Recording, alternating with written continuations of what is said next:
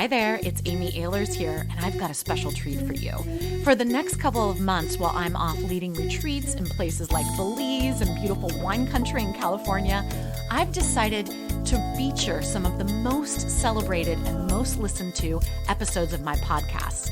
Not only of the Amy Ahlers Show, but also of the Mama Truth Show. So you're in for a treat. Please enjoy these best of episodes for the next couple of months while I'm off leading retreats and doing women's leadership work and doing keynotes.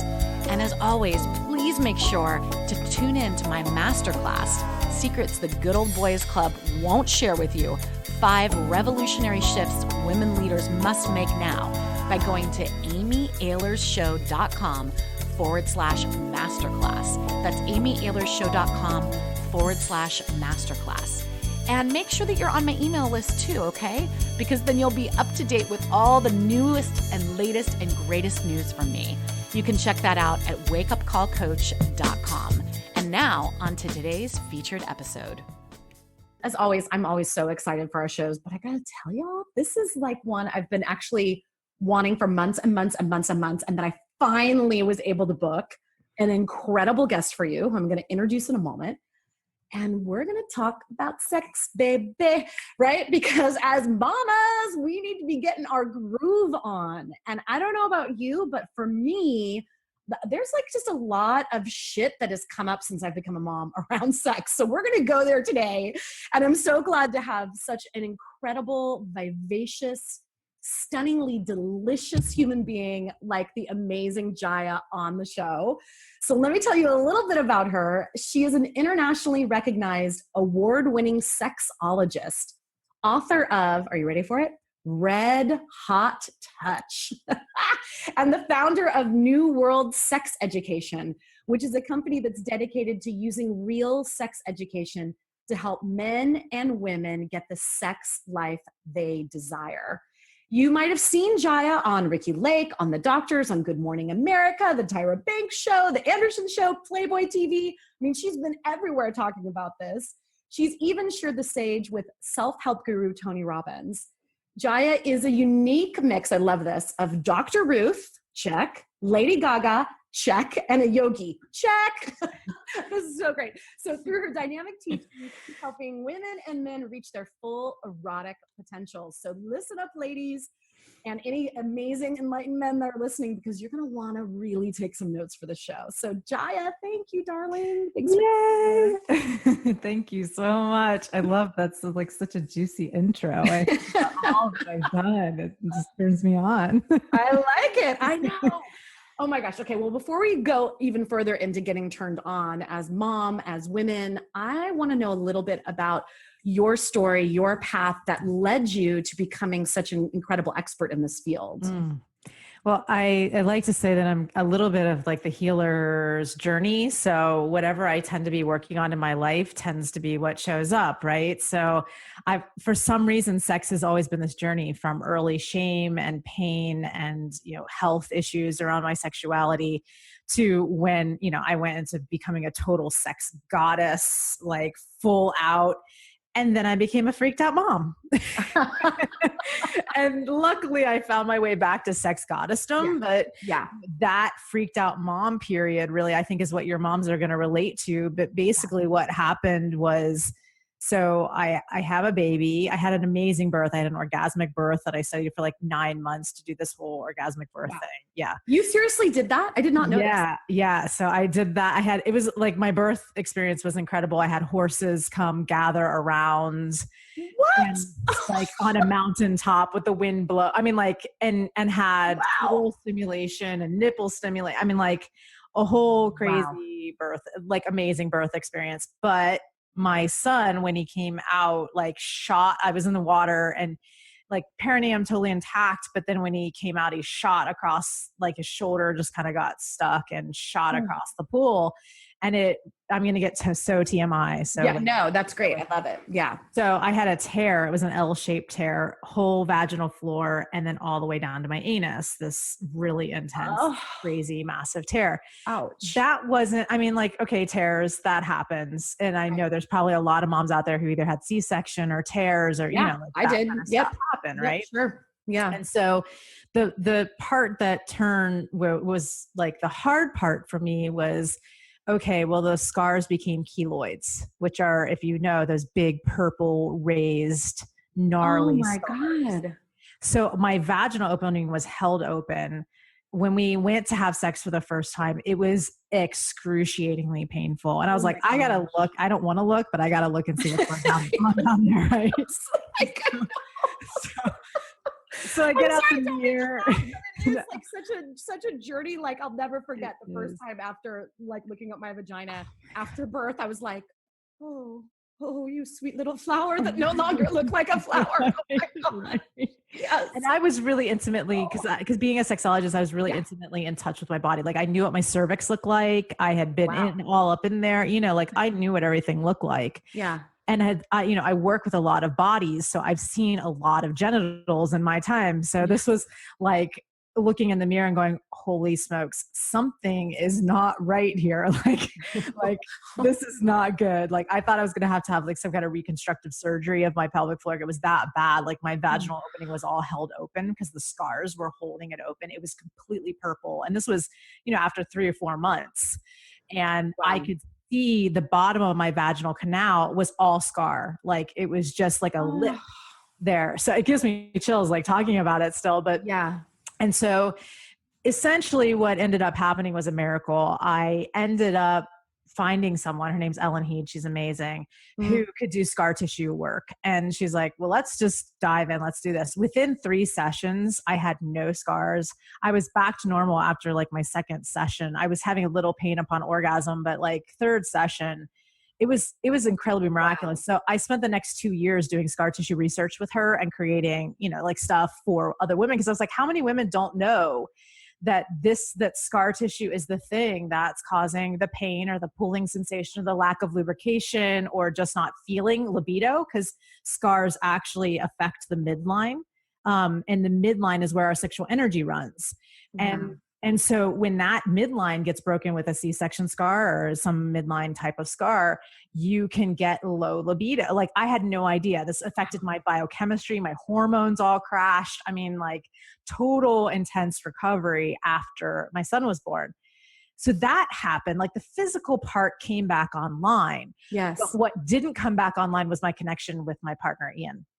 Wow. So here I am, the sexologist, right? Okay, I've healed the physical trauma of the birth, but like I have mind over matter. Like my libido is just high. Like I'm a high libido woman, but Ian, on the other hand, is not a high libido guy. And so having a child for him just crashed his sex drive, which I think is something a lot of people don't talk about, is like the guy not wanting to have sex after the baby's born. Yeah. And, it can go either way. And so he just really shut down, and I got to the point where I was like begging for sex, and he's just like, I'm tired, like all that kind of stuff. All the cliche stuff that they say women would say. Right. Oh, totally. And I mean, if you picture this, I'm on one side of the bed, he's on the other side of our king size bed, and he's rolled over one way and I'm rolled over the other way, just crying, like I'm just crying because I'm incongruent with my work that I'm doing in the world. I'm incongruent with my mission in the world. I'm not fulfilled because I'm a turned on woman. And this just recovery was so rough. So we went through this really intense period of 3 years. And what I had to learn to do, one was not approach the way that I was approaching, because I'm just like, why are you not having sex with me? And then in my mind, I'm going, he's not attracted to me anymore. He doesn't want me. I'm not wanted, like all that kind of negative self-talk. But then there was the way that I was seducing him, or way that I was initiating sex that was not within his blueprint. Oh. And then he was not initiating sex with me in my blueprint. So we were just on two different worlds.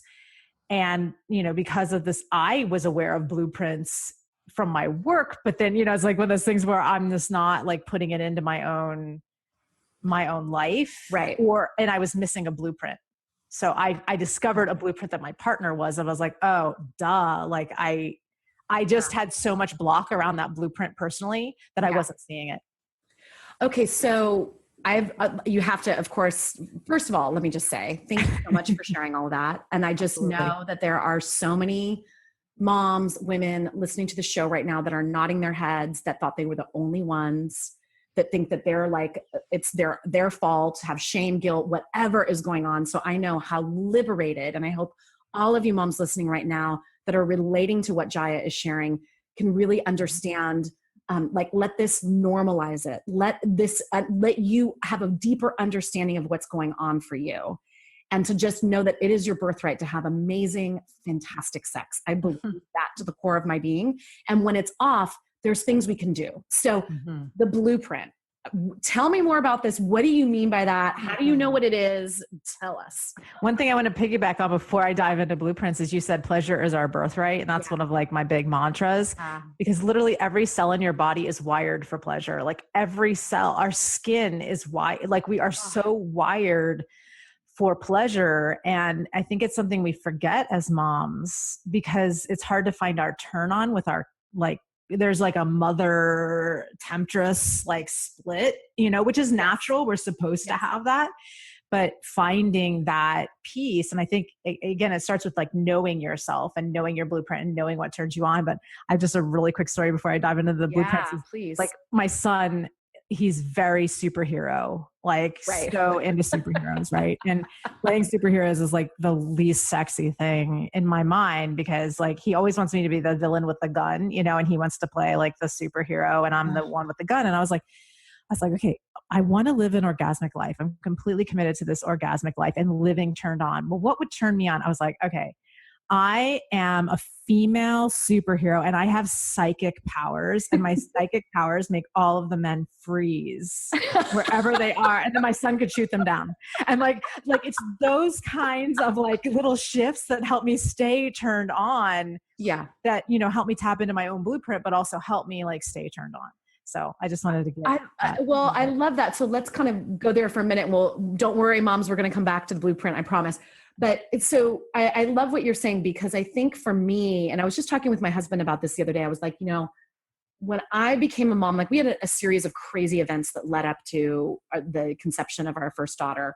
My husband's birth mom and then his adoptive mom died within 7 months. And there was a cancer journey involved and a suicide involved. And it was a really hardcore period of time. And then a couple months later, ding, we find out that we're pregnant, and we had been trying. But because of all the stress of the death and the grief and everything, and then we moved from Los Angeles to the Bay Area. So it was this huge journey. And then it was like, my husband he's a musician, and he was on tour for the whole second trimester of my first pregnancy. I went out and visited him on what's now known as the Rock and Roll Pregnancy Tour, and was on the bus with everyone. But I feel like then I became a mom, and it was like this old version of myself, this like turned on, very sensual, very sexual version of me that was obviously younger and freer and didn't have all these responsibilities of taking care of a baby and all that stuff. Like all of a sudden it's like all of it went together. Like I collapsed it all together and mother was birthed. And then suddenly I couldn't, and I've been having for almost 9 years now, a hard time tapping back into that or creating something new for this very sexual woman, in her early 40s to come forth. And I feel so committed right now to really calling her forth back into my life on a big way. I love that commitment. Yeah. Love it. Yeah. So moms listening, join me in this commitment. If you're feeling this, like join me in this. And I think it is I love the superhero play that you were talking about, because I often wonder, like, how can I integrate these so that I don't feel like when I think of mama, I think of nurturing, I think of loving, but I do not think of sex, and I think of sexy. Yeah. And so do you have any tips for moms like me that like when they became a mom, they felt like it was shameful or not okay to be a sexual being? Do you find that common in your work? Or? Very, very common. Yeah. And so there's a number of things that you can do. One thing is just notice, this is what I see often in my office, because people come in to work with me and they'll kiss and I'll be like, pecking and patting. Take pecking and patting out of your vocabulary with a partner or with your own body. Peck and pat is something we do with our kids, but we do not peck and pat our partner. So if you're going to kiss your partner, kiss them for at least 7 seconds. If you're going to hug your partner, press your full body into them. do things that help you differentiate, like those little teeny, that's one big thing that I notice. New moms or moms have gotten so in the habit that then their husband just becomes another child. Right. And another responsibility and another obligation as opposed to a hot, juicy lover. So those are like a little distinction. And then another big tool, which is a whole big, deep thing, but find out what your erotic persona is. Okay. Your own erotically empowered persona. Like I have 5 different personas and I can call on them and they play differently and they have different blueprints, which allows me more range. Okay. But like one of my personas is like a wickedly kinky mistress. Okay. And she has I think I've seen a picture of her. I think you should have a picture of her on your camera. I was like, I'm afraid of her. Yeah, she is a little, she can be a little scary, so like finding out who are you as an erotic being. And that starts with the blueprints. Okay. So what do you mean by blueprint and how do we tap into that? Great. So we can start with our blueprint type. It's a bigger model, but I want to give them the types today because I think it's the easiest place to start. Awesome. Okay, great. So kind of like archetypes. Yeah. And get your notebooks. Okay. I'm getting my piece down. Okay. I love it. So the first one is called energetic. And the energetic blueprint is someone who's turned on by anticipation, tease, and space. I am primarily energetic. So if somebody comes on too quick, too fast in my space, I will shut down, turn off, and maybe even dissociate. Energetics oftentimes will have some kind of trauma in their history that caused them to be so sensitive. So they're hypersensitive. On their shadow side, because they are so sensitive, they will shut down, turn off, dissociate more easily. And they also can be a little hierarchical. So I see this sometimes in the woo community when I mean woo in the best way, like woo woo, Yeah. But I lived there for many years. So this was me, this was my shadow. I'm better than you because I'm spiritual and I'm doing sex or I'm in my upper chakras, like that kind of like I'm better. And this is why I was blocked to one of the blueprints was because I was like, well, that's not a blueprint. That's a dysfunction. Oh, interesting. Right. Like that superiority complex can come out. Major superiority, I joke that I lived on Tantra Island. I did a lot of tantric sex when I first started my journey. Tantra Island's not a real place. People ask me all the time, where's Tantra Island? I want to go. What's the nearest? But it's not really a place, but I lived there for a long time. And when I got off, I was like, whoa, there's a whole world out here of other types of sexuality. Right. So an energetic is going to love like this kind of light types of touch, things like that. Okay. Then we have a sensual, and a sensual is someone who's turned on by full body sensual play. So this might be, I'm eating a strawberry while I'm dancing to some really amazing music and I have some really great smelling candles in the room.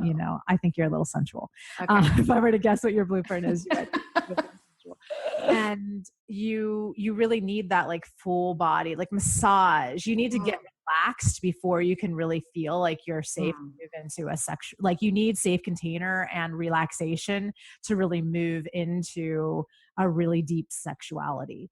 You can be very sexual, but it needs to have your whole body and everything connected into the experience as opposed. So sensuals are the ones who always moan when they're eating. They're like moan out loud a lot like that. If you're hearing that, that's probably you. I can really see that for sensuals, becoming a mom really screws you up because it's like, there's no space. Yeah. And you're getting all your needs met with your kids there's such a sensuality to mom. So like you're snuggling, they're so soft. I had a woman who wrote to me, she's like, my kids are so soft and warm and lovely. And my husband's hairy and hard and smelly, that is a sensual speaking, like that. So like the sensual loves this like contouring, deep grounding touch. I'm giving you a little bit of touch that they like. Yeah. And then the shadow side is I can't get out of my head and into my body. So an example here, I had a couple who came in, she was like the next type. She's naked on the bed and she's gorgeous. She's like supermodel legs, just long, beautiful hair. And he walks in and he doesn't see his naked wife on the bed who's like really wanting some sex. He sees the socks on the floor. And then the socks on the floor make him think about the laundry that needs to be done. And that makes him think about this thing he forgot with the kids that he needed to pick up and do, which makes him think about work and his whole schedule. And so the shadow side is your mind gets like sabotages your sexuality because you can't stop thinking about the unfinished business that's in the room. The curtains are screaming at you because they haven't been cleaned, like that kind of like the things in the room are talking to you. So sensual space is really, really important for that type. Okay. So next one is your sexual. Okay. And the sexual is, they're really fun. They're super simple. Like they're super straightforward. They're just like, I want to have sex. And sex is something inserted into my body, Sex is orgasm. Sex is we arouse and we get to the orgasm and everybody is happy. Like that is very much of the sexual blueprint. Now the shadow and sexual, like I do all these workshops, right? And I love the part where we interview and we say, okay, well, tell your blueprint before you speak. And somebody said, well, how would you like to be said hello to the panel of men? Like, how would you like someone to greet you? And a sexual man raised his hand. He's like, I'm sexual. He goes, I would just like you to come up and touch my penis. Like that would be hello. Like that would be the perfect, right? And that's so telling of the blueprint. Like, it's there. Like, why are you not touching it already? Right.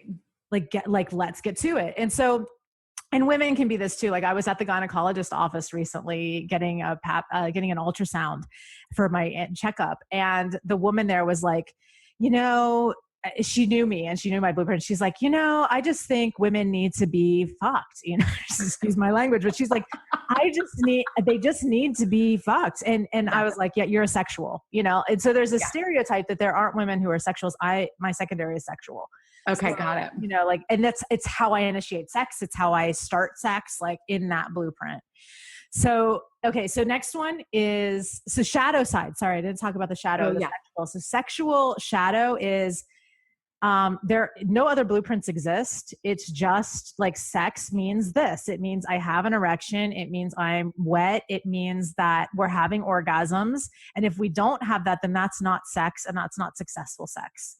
When in reality, we have to expand our definition of sex because an energetic can have Jedi Knight sex where they're not even touching and they're across the room from one another. I can have orgasms just thinking myself there. I never have to have a penis involved at all. So are expanding what's possible sexually. That's part of this conversation on blueprints too, because different blueprints experience their sexuality and are satisfied in very, very different ways. Got it. Okay. So the next one is the kinky. Which is, when we think of kinky, I think we think of whips, chains, something's wrong with someone if they like pain. And so this was the blueprint that I had blocked out because I had a kinky lover early on and I was just like, I don't understand this. Like, why are you coming home with bruises? This is so far, cause I was Miss Tantra Island. Right. And so I was like, something's wrong with you. I'm trying to heal him. And really, he didn't need to be healed. He just was part of this, he was this blueprint. And actually research shows that kinky people are more healthy mentally than a lot of other people. They have more coping skills. They have more communication skills. So, and with 50 Shades now, this has become more of a popular conversation, right? Where it's becoming very mainstream. So I want to just say kinky is about the taboo, and taboo is anything that's taboo for you. So taboo might be, I had sex out of missionary position. I mean, I have clients who are Mormon and they've only had sex through the underwear, they've never even seen each other's genitals. I had a 53-year-old client who'd been married 3 times that he'd never seen a woman's genitals. Wow. Years old. And so it's like that. So like anything that involved female genitals was taboo and a little kinky for him because that was so outside of belief system and he had so much shame and, all those kinds of things that were part of his sexuality. So taboo could mean maybe it's playing anally, maybe, it's that whatever's taboo for you. Got it. There are 2 different parts of the kinky blueprint. So there's psychological kink. So I'm more of my access to it is going to be more psychological. I found this out through exploring kink and found out that, I'm really turned on by something that for me is taboo, which is being a pretty princess. Like that is so taboo for me. I'm the businesswoman. I'm the professional. Like I am not the pretty princess. I could do goddess, but I can't do pretty princess. Interesting. And so to have my partner, you know, I remember one session where I was handcuffed and I had my wrists bound and I was in front of a window at a big hotel here in LA. And he's like telling me about my beautiful silhouette in the window. And I wanted him to dress me up and I wanted him to just tell me how pretty I was. And that was completely my access into that realm. But the spanking and the, caning and all that kind of stuff was not. It actually triggered abuse and triggered some history in me that was not fun. Now, however, Ian, my partner, he's a kinky. And so here we're 6 years into our relationship having all this trouble, right? And it's because I didn't know how to access his blueprint. Oh, He wasn't getting erections. He like all this stuff was going on. Right. And then we started playing with kink because I got a book assignment of after 50 Shades, you need to write a book on kink. And I'm like, okay, well, this is a world that I'm going to have to explore with him because I don't know much about it. Right. And I get ropes out and all of a sudden I was like, what is going on with you? I mean, it was like, we were back at the beginning of our relationship. We couldn't stop smiling. It re-sparked everything. The fact that I knew his blueprint, the fact that he's more of a sensation-based kinky and definitely has, he has some psychological aspects as well, but it's more about the sensation of ropes or the sensation of things happening to his body where he's constricted. And having that as his blueprint, it was like, we just tapped into like a whole world of his eroticism and his libido that wasn't possible before. Wow. And then the blueprints also opened up the dialogue because then he said, when we're in the car and you just touch my penis, that is so annoying. Like it turns me off so much. And here I am, I'm the sexual. So I'm just like touching genitals in the car is like the best thing ever. Right. Or like before we go to bed, I just touch his penis thinking, okay, if I touch his penis, he's going to get turned on. He's going to want to have sex. Right. And that is completely short circuiting him. Like we were actually laying in bed last night laughing hysterically so he's also a sensual. So he's got a lot of sensual in there too. So I'm energetic sexual. He's sensual kinky. We're complete opposites, right? Okay. So here we are, we're laying in bed last night and he starts kind of snuggling with me and he's like touching my whole body and he's kind of wrapping himself around me. And I look at him and I go, where's this going? Because my sexual needs to know that if I'm going to get turned on, I want to have an orgasm. And he just starts laughing at me. He's like, oh my God, you sexuals. He's like, and we're just laughing at each other because now it's a laughter thing. And now it's something where we have compassion for one another as opposed to before it was like, I'm pissed off at him. Like, why are you snuggling with me? Why are you not like going for it? Like, like all of that. And he's going, why are you touching me? And why can't we just snuggle and like let whatever happens unfold? And now we laugh and we go, oh, it's just funny blueprints talking. That's so powerful. Well, it reminds me, of course, of like the love language book and like the love language. And so this is really the erotic blueprint and the sexual language and the doorway in. And and I'm just wondering, what's the shadow side of the kink? Because I don't think So shadow side of the kink is extreme shame. Okay. So here I am with Ian, where I've been with him for 6 years, and he never mentioned to me that this turns him on. And I'm a sexologist. Like this is what I do for a living. Yeah. Find out that this has been kind of like this he had mentioned it. It wasn't like it was super underground, but it was just something like he never was like, hey, I really want to do this thing, because there was still a lot of shame in him. I mean, even just me talking about it was like, okay, we're doing this book project. How much am I allowed to talk about? Right. And that was like a big deal, him coming out about it, because there was just so much shame. And there still is, layers of it where it's like, okay, I'm ready for this to be out. I'm ready for that, but I'm not, because his kink was so deep. We found like we're playing in this and it was like so deep. Even I couldn't like reach where his limits were, where his boundaries were with it. So it's big. And it was a big, huge, just re-sparking for us of everything. So shadow is shame, and shadow is also fetishizing can be a shadow where you get one thing that can become your route to turn on, and it's your only way to get turned on. Okay. So for example, might be a client who needs to have a new girl every night, and he can't have a relationship because his fetish is novelty. Okay, got it. And then that defeats the purpose. Yeah. Right. Okay. And that happens a lot of times when women become moms. all of a sudden there's a love lust split. I can't now, I love you so much. I've had children with you so much. Now I can't lust after you. You're no longer a temptress to me. Right. And that can sometimes happen there too. Not saying that that's the blueprint, but that sometimes just happens psychologically for men. Right. So everyone listening, I just want you to just kind of tune in. So we have, and those are the 4 types, right? There's 5. There's 5. Okay. What's the 5th one? Okay. So the 5th one is a shapeshifter. And this is somebody who can, so if we imagine their languages, right? So we have the energetic, which is like Chinese, like a beautiful calligraphy, you know, just some beautiful exotic something. And we have sensual, which is like a gorgeous French. And then we have American English, which is our sexual. And then we have our like Persian, which is our kinky. And then we've got a shapeshifter who is fluent in everything. Oh. And a lot of people want to say, oh, I'm a shapeshifter because I kind of have like 2 or 3. No, you're not a shapeshifter. You have 2 or 3. Like a shapeshifter has them all. Like they have kinky, they have all of this. And where they're where they're great is that they're like amazing lovers because they can shapeshift into whatever you want them to be. Right?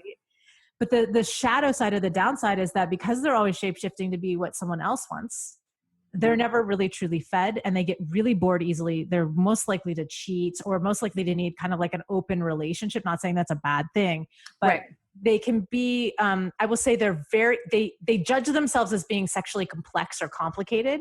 And really they're just erotically intelligent and hedonistic in a good way. Yeah. Like they can just take pleasure. I mean, I've seen shapeshifters lay on my table and literally like they could just take pleasure for 3, 4, 5 hours and still be like, I can take more, you know, like they can lay there and receive it. And then it's like playing the finest instrument I've ever played because it's like, ding, and then that ripples and then, you know, like playing this beautiful cacophony of things because they can respond to everything. But there's also a shadow shapeshifter, which is the shadow side of all the blueprints where they don't have any positive and they just have all of the negative aspects. And then that's where you need to really do some deep, deep healing. Yeah. Okay. Got it. Okay. So everyone listening, just tune in. Are you energetic? Are you sensual, sexual, kinky, or shapeshifter? And don't you have like a quiz that they can? I do. Okay, so cool. Yeah. We'll make sure they get a link. That's your. Yeah. So you can go to mamatruthshow.com/sex. So mamatruthshow.com/sex. Maybe, I don't know, maybe I'm a sexual because I was like, I'll just make the URL sex. But yeah, and we'll have a link out in the email where you got the show and then it will be with, you know, the video and all that good stuff. So check that out because I love this. I'm so excited. I can't wait to see what type I am. I'm actually really curious about this. Now here's my question for you, Jaiya. So knowing that a lot, like obviously you're very sexually free at this point in your life. It sounds like you've been on your own sexual journey.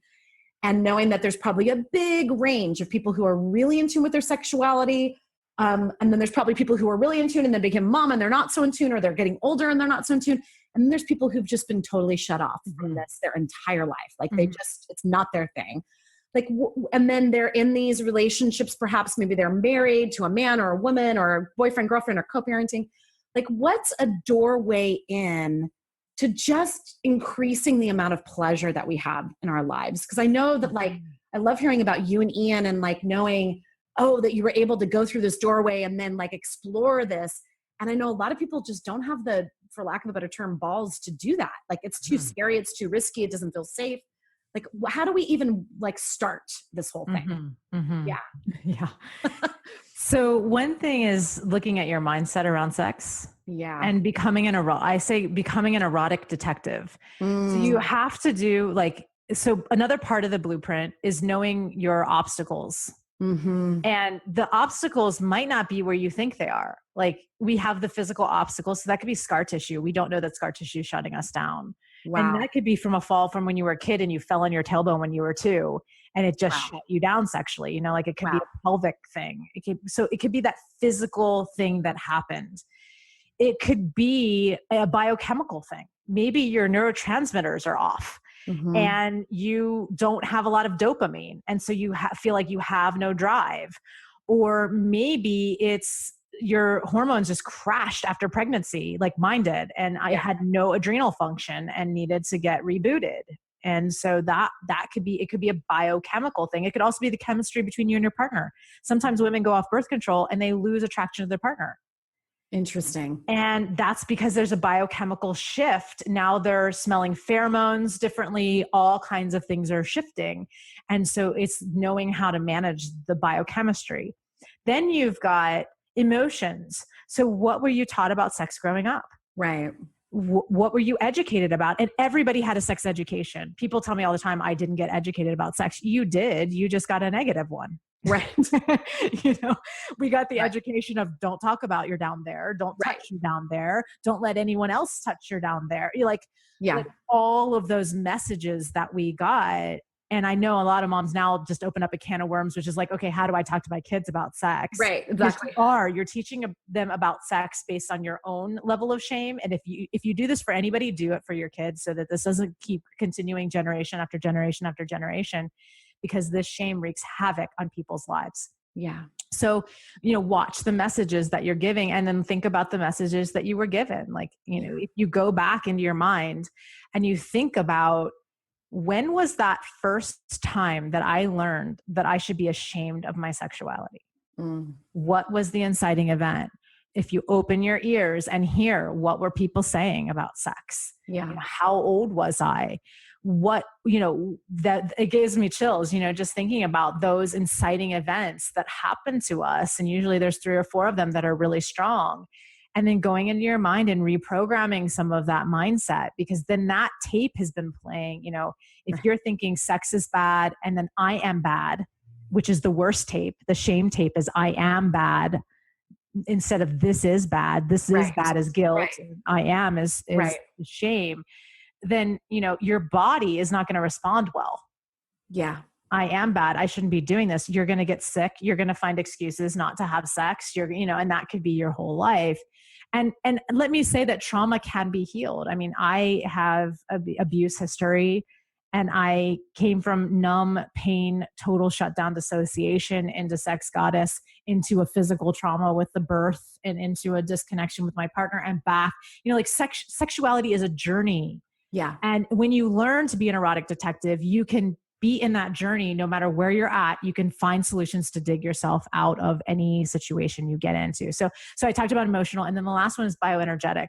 And so bioenergetics are where, we're bioenergetic before we're anything else. I talked about every cell being wired for pleasure. Everything is wired for pleasure. When you've got your bioenergetics really online, it increases sensitivity. It can increase lubrication. I mean, there's so many things that can happen with bioenergetics. And this is a huge quantum physics, lesson that I'm not going to go into. Everyone, my sex geekery. Yeah.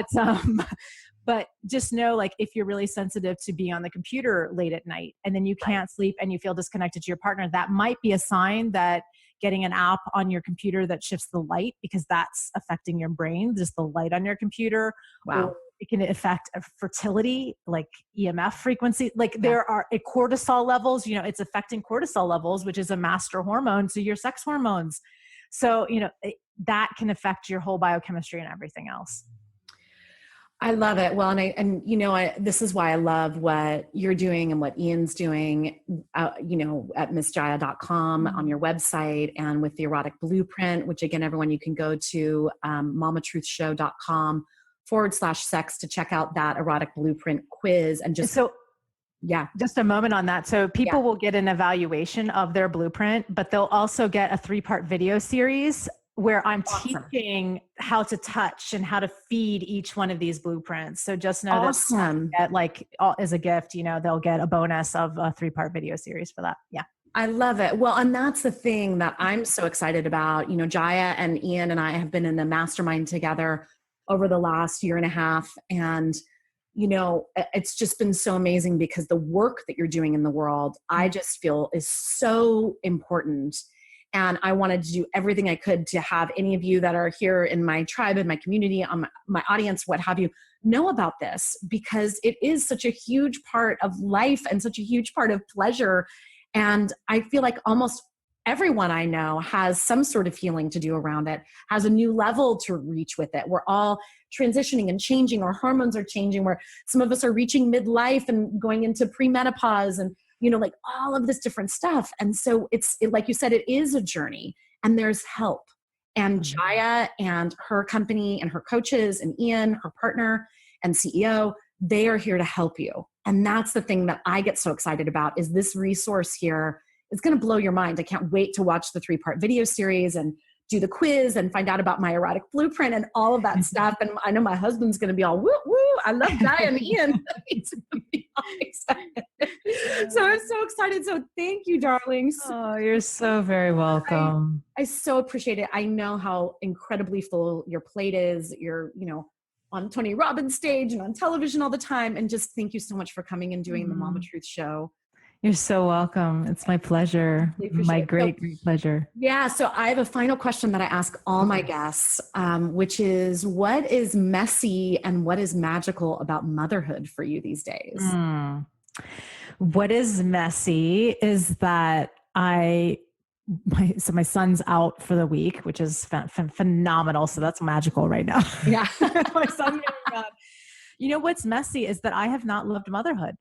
And I think it's really hard for women to admit that how hard it is in our isolated nuclear sort of model that we're in right now. Yeah. And, I've really struggled with this. I love my son. I don't love being in the mother role as it is in our culture today. Yeah. And so that can be incredibly messy for me and can be an edge.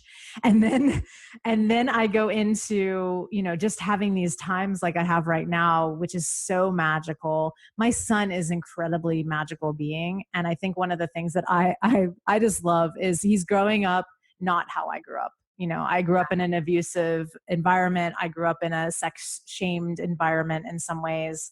It was more shamed around who I was as a woman than sexuality per se, but that's a whole story. But he just has a magical life. The life that we've been able to give him is so incredible and so magical. And the fact that I can still have my temptress in the face of my struggle with motherhood, I think is extreme magic. I am a superhero sex goddess. Yes, you are. And I just thank you so much for being so real about that, because I feel like there's so much pressure. This is why I created Mama Truth Show and Mama Truth Circle, and all of that is just to allow for that sacred space for truth telling about motherhood. And for some people, it's like they become a mom and it's like the angels are singing. It's everything that they dreamed of. And for others, it's like, what the fuck did I get myself? Diapers. Yeah. I mean, like, how am I going to be who I am with this? And so I love that you just said that. And I felt like I could hear like a collective exhale of like moms being like, someone's saying that.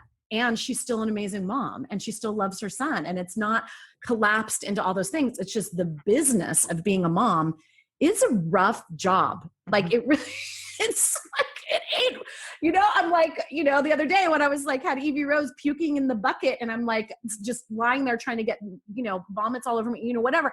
I'm like, this ain't for the faint of heart. Like, this is crazy. So I thank you. Thank you for saying You're that. so welcome. Thank you for being here. And mamas, thank you all so much for tuning in. So with that, make sure to check out that quiz. Again, it is mamatruthshow.com/sex. It's in the show notes. And no matter what, mamas, keep embracing the messiness and the magic of motherhood. Thank you so much for tuning in to today's best of episode. Make sure to check out the latest happenings at wakeupcallcoach.com. That's wakeupcallcoach.com. Keep embracing the messiness and the magic of life. Bye-bye.